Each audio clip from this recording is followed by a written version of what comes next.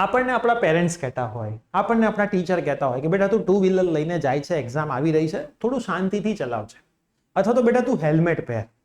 પણ આપણે બધા રહ્યા ફેશનો વાળા. આપણે ક્યાંથી હેલ્મેટ ફેરવીએ? તમારી પાછી હેરસ્ટાઇલ બગડી જતી હોય. મને ગઈકાલે એક મેસેજ આવ્યો કે સર મારું એક્સિડન્ટ થયું છે અને ડોક્ટરે 3 મહિના સુધી કમ્પ્લીટ બેડ રેસ્ટનું કીધું છે હોસ્પિટલની અંદર, અને એના પછી જ હું મારો પગ નીચે મૂકી શકીશ, અને 1.5 મહિનાની અંદર મારી યુનિવર્સિટીની ફાઇનલ એક્ઝામ છે, હું શું કરું મને ગાઈડ કરશો? અને અમારી ટીમે એવું કીધું કે બેટા તું કાલે સવારે 11 વાગે ફોન કર, પ્રિય સર તને ગાઈડ કરશે. અને 11 વાગે એની જોડે વાત થઈ અને બધી જ વસ્તુઓની જાણ કરી, એટલે અમને કીધું કઈ રીતે એક્સિડન્ટ થયું, બધું અમે પૂછી લીધું. આજના વિડીયોની અંદર મારે તમને 2-3 સિરિયસ વાતો કહેવી છે, કેમ કે તમે પ્રિયસર વિદ્યાપીઠ ફેમિલીનો એક ભાગ છો, અને હું ક્યારેય એવું નથી ઈચ્છતો કે ભાઈ ફેમિલીનો ભાગ હોય એને હું ક્યારેય કઈ વસ્તુની ખોટી સમજણ આપું. કેમ કે ચાહે તમે કોલેજની અંદર હોય તો તમારી એક્ઝામ્સ આવી રહી છે, તમે 10th અને 12th ની અંદર હશો તો તમારી એક્ઝામ આવી રહી હશે. તો હાલ એક્ઝામ આવી રહી છે તો તમારે કેટલી વસ્તુઓનું ધ્યાન રાખવાનું છે, તમામ વાતો હું તમને આજના વિડીયોની અંદર કહેવાનું છું. કે તો થોડોક સમય કાઢીને આ વિડીયો તમે જોજો, પછી કદાચ એવું થાય કે તમારી જોડે આ વસ્તુ બને અને તમારી પાસે કોઈ ઓપ્શન ના હોય. યસ દોસ્તો, મારું નામ છે પ્રિયેશ પટેલ. આપ સર્વેનું ખૂબ હાર્દિક સ્વાગત છે પ્રિયસર વિદ્યાપીઠ પ્લેટફોર્મની ઉપર. મારી લાઈફનો બીજો કિસ્સો છે. આની પહેલા પણ એક કિસ્સો આવ્યો હતો કે એક ગર્લ હતી અમારા ટ્યુશનની અંદર આવતી હતી, એનું પહેલું પેપર સરસ ગયું, પણ પહેલા પેપરમાંથી જ્યારે પાછી આવતી હતી ત્યારે એનું એક્સિડન્ટ થયું અને એણે હેલ્મેટ નહોતું પહેર્યું, જેથી એના પાછળના એક પણ પેપર આપી ના શકી. પોતે રિપીટર સ્ટુડન્ટ હતી, 1 વર્ષ ઓલરેડી મહેનત કરી હતી, ફેલ થઈ હતી, બીજી વર્ષે એને સરસ મજાની મહેનત કરી હતી, પાસ થઈ જ જવાની હતી, પણ બીજા વર્ષે એને એના નસીબે સાથ ના આપ્યો. અમે એને કહેતા હેલ્મેટ પહેરો, હું મારા બધા જ વિદ્યાર્થીઓને કહેતો, હું ક્લાસે આવતા બેટા તમે હેલ્મેટ પહેરો, પણ સ્ટુડન્ટ્સ એને સિરિયસ ના લેતા હોય, કેમ કે સ્ટુડન્ટ્સને ફેશન ઇમ્પોર્ટન્ટ છે હેલ્મેટની જગ્યાએ, સ્ટુડન્ટ્સને સ્પીડ ઇમ્પોર્ટન્ટ છે પોતાના લાઈફની જગ્યાએ.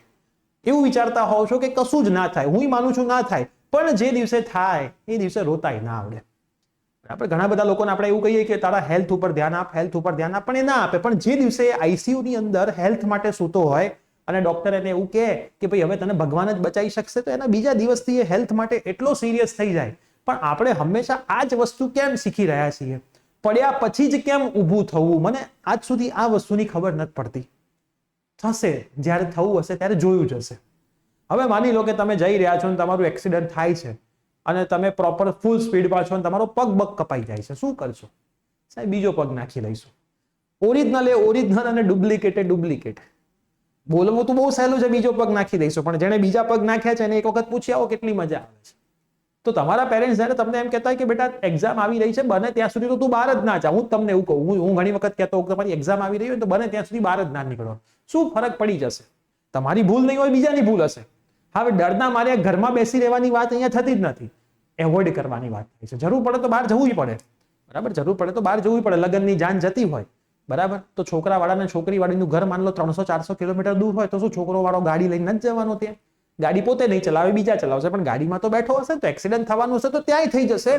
પણ જો તમે પ્રોપર સ્પીડમાં ગાડી ચલાવતા હશો, પ્રોપર ધ્યાનથી ચલાવતા હશો, તો એની પોસિબિલિટી ઓછી થઈ જશે.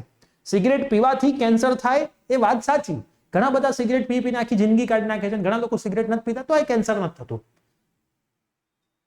નથી પીતા તો એ કેન્સર થઈ જાય છે. પણ વાત શું છે અહીંયા કે સિગરેટ નહીં પીવાથી કેન્સર થવાની પોસિબિલિટી જ ઓછી થઈ જાય છે, બરાબર. દરેક વસ્તુને જીવનમાં ટ્રાય કરવો એવું જરૂરી નથી હોતું.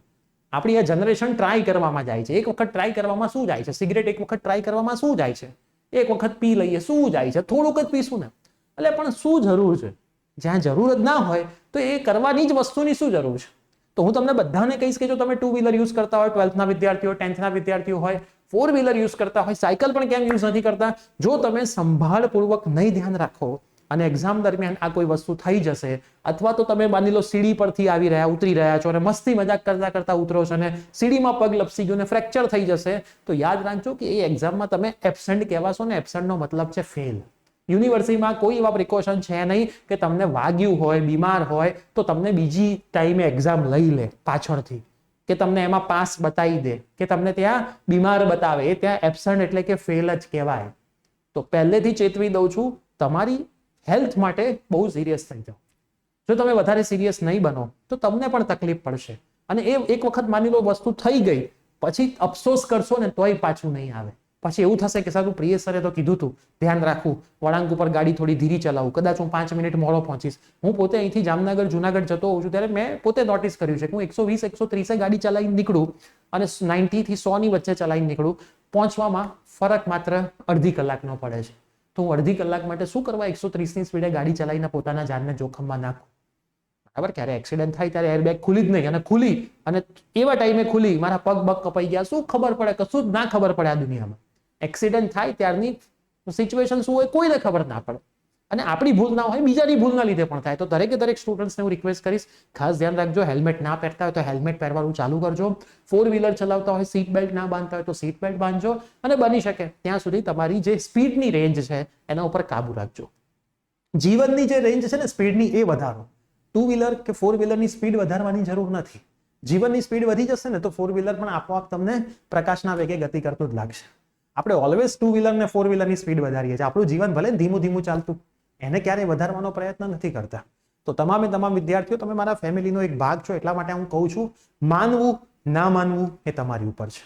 કેમ કે એક્ઝામ પણ તમારી છે. એક્ઝામ નહીં આપો તો રિઝલ્ટ તમારું બગડવાનું છે, અને એક્ઝામ આપશો તો કરેલી મહેનતનું સારું રિઝલ્ટ તમને મળવાનું છે. મારું કામ ફક્ત ને ફક્ત તમને સમજાવવાનું છે. સમજો તો સારું છે, નહીં સમજો તો ક્યારેક ભોગવવાનું થાય, અને કદાચ આ જીવનમાં નાય થાય એવું જરૂરી નથી, થાય જ. પણ મેં મોસ્ટ પ્રોબેબલી જોયું છે કે જે લોકો સ્પીડમાં વ્હીકલ ચલાવે છે એની મૃત્યુ પણ સ્પીડના લીધે જ થઈ છે. તો ખાસ ધ્યાન રાખજો, પોતાના જીવની જિમ્મેદારી પોતાની જ હોય છે. તો હેલ્મેટ ના પહેરતા હોય તો આજથી જ હેલ્મેટ પહેરજો. મારે તો અહીંયા જ જવું છે ને, એટલે અહીંયા જવામાં ખબર નહીં શું થઈ શકે છે. બરાબર. 1 સેકન્ડમાં જો હાર્ટ એટેક આવી જતો હોય તો 1 કિલોમીટર કે અડધા કિલોમીટર કે 200 મીટરમાં શું થઈ જાય એ કોઈને ખબર હોતી નથી. તો તમામને સેફ રહેજો, સરસ રીતે એક્ઝામ આપજો, કેમ કે તૈયારી કરી છે આખું સેમિસ્ટર, આખું વર્ષ, તો એ એળે જવી જોઈએ નહીં. તો આ વિડીયો તમારા જેટલા પણ પ્રિય મિત્રો છે બધાને શેર કરજો. મળીએ છીએ આવા જ કોઈ વિડીયો સાથે. Till then by, take care.